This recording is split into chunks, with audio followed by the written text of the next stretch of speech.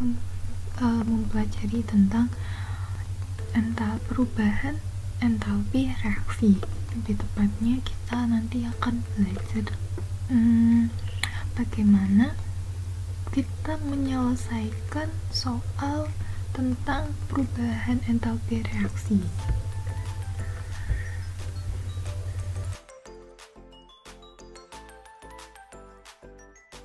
Nah, sebelumnya kita harus tahu dulu apa itu delta H atau perubahan entalpi.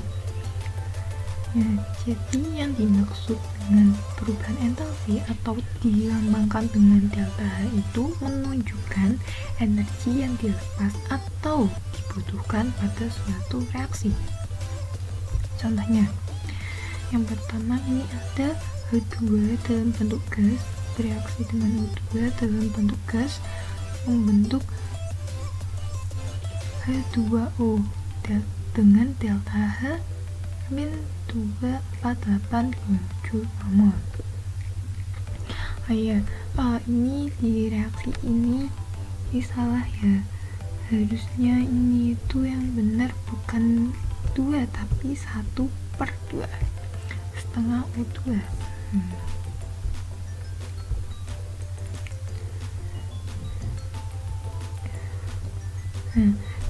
Di sini kan ada keterangan delta H sekian. Nah, ini harga ini menunjukkan bahwa untuk bisa untuk reaksi antara hidrogen dengan oksigen untuk membentuk air dalam wujud gas itu dia melepaskan energi sebesar 248 kJ tiap molnya.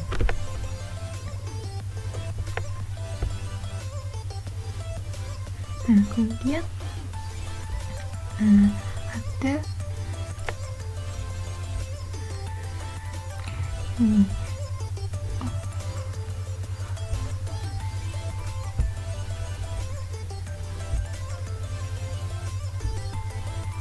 ini juga sama, harusnya ini setengah.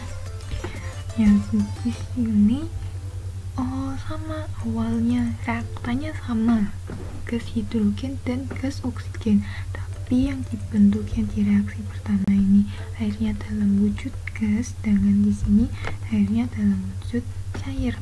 Nah, karena perbedaan produk yang didapatkan maka memiliki energi yang beda pula. Nah, di sini energinya sebesar ini, negatif 286 kJ/mol. Artinya dia membebaskan lebih banyak energi daripada yang ketika membentuk air dalam wujud gas. Nah, di soal kimia SMA di bab termodinamika itu ada 2 cara menentukan perubahan entalpi reaksi.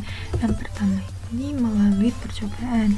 Jadinya yaitu biasanya soalnya tuh dikatakan menggunakan kalorimeter atau memanaskan air dengan massa tertentu. Misalnya soalnya itu 4 gram gas metana dibakar, kemudian energi yang dilepas itu dapat memanaskan air sebanyak 10 gram, kemudian airnya itu mengalami sekian perubahan suhu. Nah, itu berarti melalui percobaan penentuan delta H-nya. Nah, cara yang kedua adalah melalui data. Melalui data ini pertama ada data delta HF, delta H derajat F.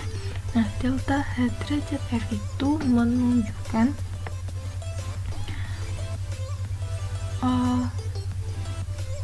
delta H pembentukan dari si senyawa. Misalnya nanti itu ada data delta H derajat F untuk CO2, delta H derajat F untuk CO, seperti itu. Nah, itu untuk menentukan delta H reaksinya menggunakan ini harusnya ada sigma delta H derajat F produk dikurangi delta H derajat F reaktan. Jadi intinya delta H produk dikurangi reaktan, seperti itu. Kemudian ada energi ikat atau energi ikatan. Nah, kalau energi ikatan itu sebaliknya, jumlah energi ikat reaktan dikurangi jumlah energi ikat produk. Nah, di sini karena untuk membentuk memutuskan suatu ikatan itu biasanya dia akan membutuhkan energi itu. Nah, kemudian ada hukum Hess yang paling susah, itu biasanya hukum Hess. Nah, kalau untuk delta H derajat F dan energi ikat itu sudah ada datanya. Nah, yang paling mudah itu delta H derajat F, dan yang menengah itu energi ikat. Susahnya di energi ikat itu mungkin karena kita lupa bagaimana menggambarkan struktur kimia dari senyawa, sehingga kita salah menentukan jumlah energi ikatnya, seperti itu. Nah, kalau untuk hukum Hess itu biasanya kita harus kreatif dalam penalaran. Untuk contoh-contoh soal ini ya, untuk delta H derajat F kan di sini pasti diketahui ada harga delta H derajat F dari senyawa apa. Nah, di sini diketahui itu ada 3 senyawa, ada metana, ada CO2 atau karbon dioksida, kemudian ada air. Nah, ini berarti pembentukan dari metana, karbon dioksida, dan air. Nah, kemudian tentukan delta HC untuk gas CH4. Nah, berarti kita harus menuliskan reaksinya dulu, reaksi untuk ini delta HC gas metana. Nah, delta HC itu adalah reaksi pembakaran, berarti reaksi antara metana dengan oksigen. Karena di sini ada lambang 0, artinya itu tiap mol, berarti di CH4 ini koefisiennya harus 1. Nah, yang lainnya menyesuaikan. Berarti kalau dia butuh 1 CH4, dia butuh 2 oksigen, kemudian menghasilkan 1 CO2 dan 2 air. Nah, kan untuk rumusnya kan sigma delta H derajat F produk dikurangi sigma delta H derajat F reaktan, berarti produknya kan ini CO2 dan 2H2O, berarti delta F dari CO2 ditambahkan delta HF dari H2O sebanyak 2 kali, kemudian dikurangi delta HF untuk CH4 dan 2 delta F dari O2. Harus kalian ingat kalau delta H derajat F untuk O2 itu 0, jadi nggak ada. Nah, kemudian tinggal dihitung.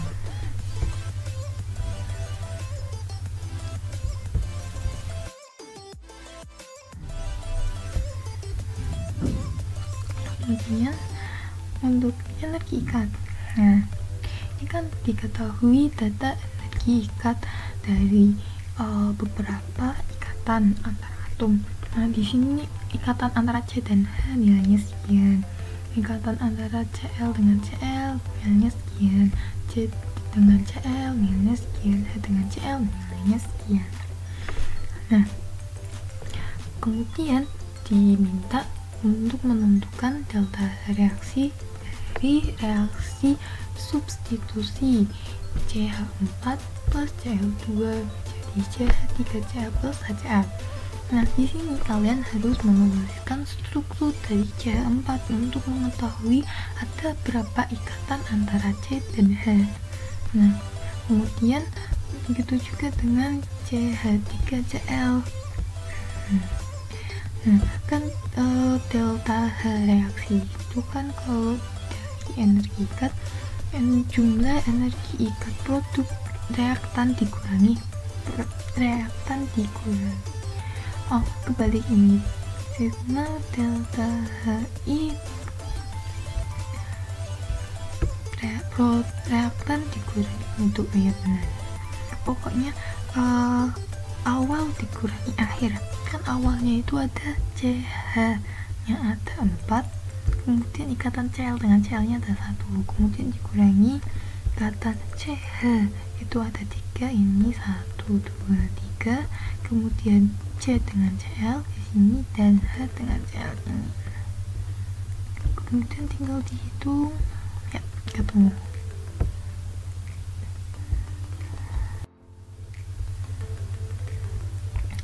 Nah, untuk hukum ES itu biasanya ada beberapa tipe soal yang sering keluar.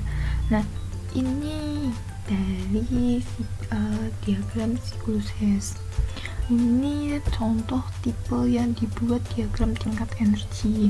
Nah, kali ini menggunakan persamaan termokimianya.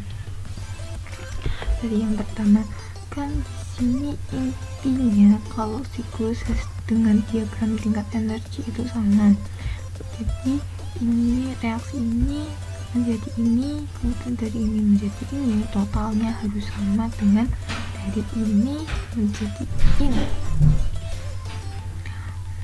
Kemudian kalau ini juga sama, kalau diagram tingkat energi itu lebih ke dari 0, artinya bisa kita anggap bahwa saat di fase ini atau saat di reaktan awal itu di sini adalah titik 0. Kalau dia panahnya ke bawah berarti dia itu nilai dari delta hanya itu negatif, seperti itu. Nah, kalau ini ditulis reaksinya satu-satu, jadi dari ini jadi ini ditulis sekian deltanya, kemudian dari ini menjadi ini ditulis deltanya sekian, dari C menjadi CO sekian, dari CO menjadi CO2 deltanya sekian. Nah, kenapa yang ini 2 kali lebih besar? Karena di sini 2C, sedangkan di sini C. Kan koefisiennya beda. Koefisien itu menentukan delta reaksinya juga. Coba kalau ini dikalikan 2 yang bersamaan ini, nanti kan hasilnya delta nya juga sama 2. Begitu juga yang ini, kalau kita ganti 2CO2 plus O2 menjadi 2CO2, ini harusnya nanti jadinya negatif 566.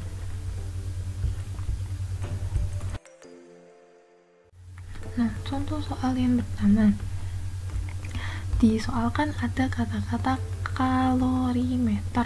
Nah, berarti ini pasti menggunakan yang cara percobaan. Ya, step untuk menghitungnya itu seperti ini. Tulis dulu yang diketahui, massa air, perubahan suhu, kemudian kalori jenis. Step 2, cari nilai Q atau energi yang diterima oleh air atau energi yang diserap air supaya dia temperaturnya naik. Rumusnya menggunakan M kali C air kali I. Kemudian soal yang kedua, nah di sini ada kata-kata energi ikat, berarti ini pasti menggunakan cara energi ikatan, itu jumlah energi ikat reaktan dikurangi jumlah energi ikat produk.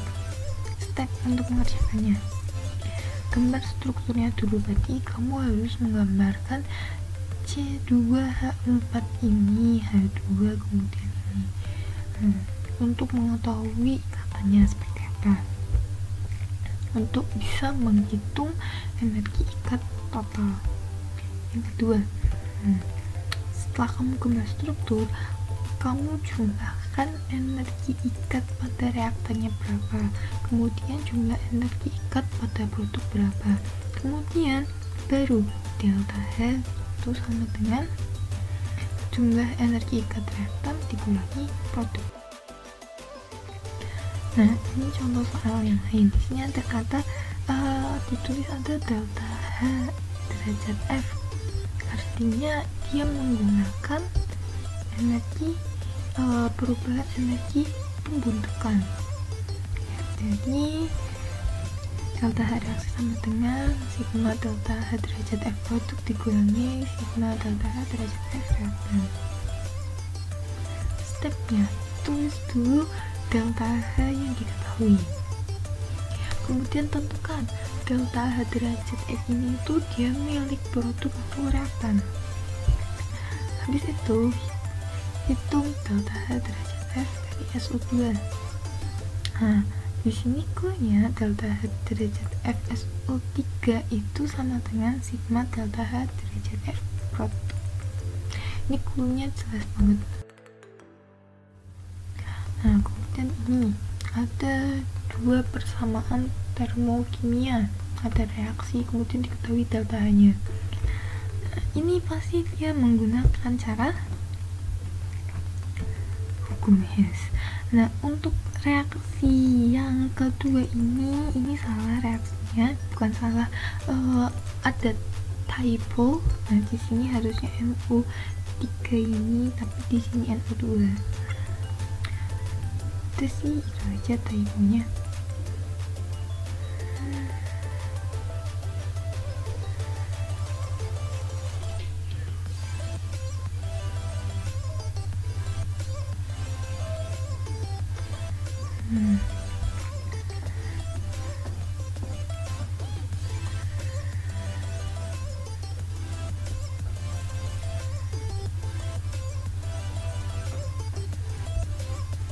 Kemudian step untuk mengerjakannya, ya, tentukan reaksi pembentukan NO2 dulu. Reaksi pembentukan NO2 itu apa? Reaksi antara apa dengan apa?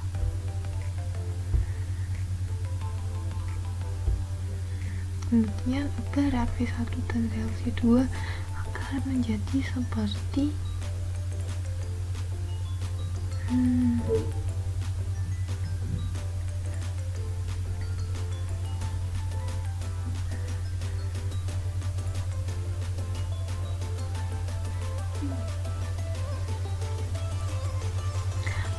ini reaksinya ini juga salah ini.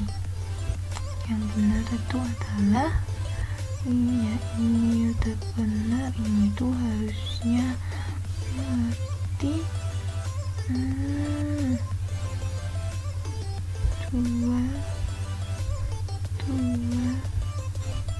NO.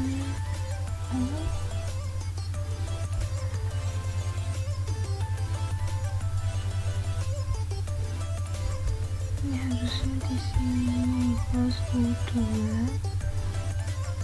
dan dia harusnya menjadi 2 NO2. Ya, harusnya reaksinya seperti ini. Reaksi yang kedua ini juga salah. Reaksi yang kedua yang benar adalah ini.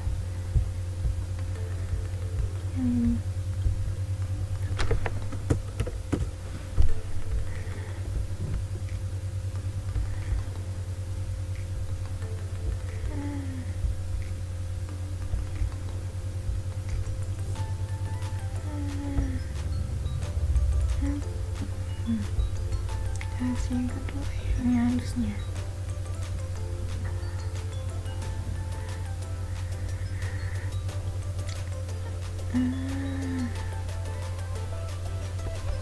untuk stepnya tetap reaksi 1 itu dikalikan setengah, reaksi yang kedua juga dikalikan setengah, kemudian dijumlahkan.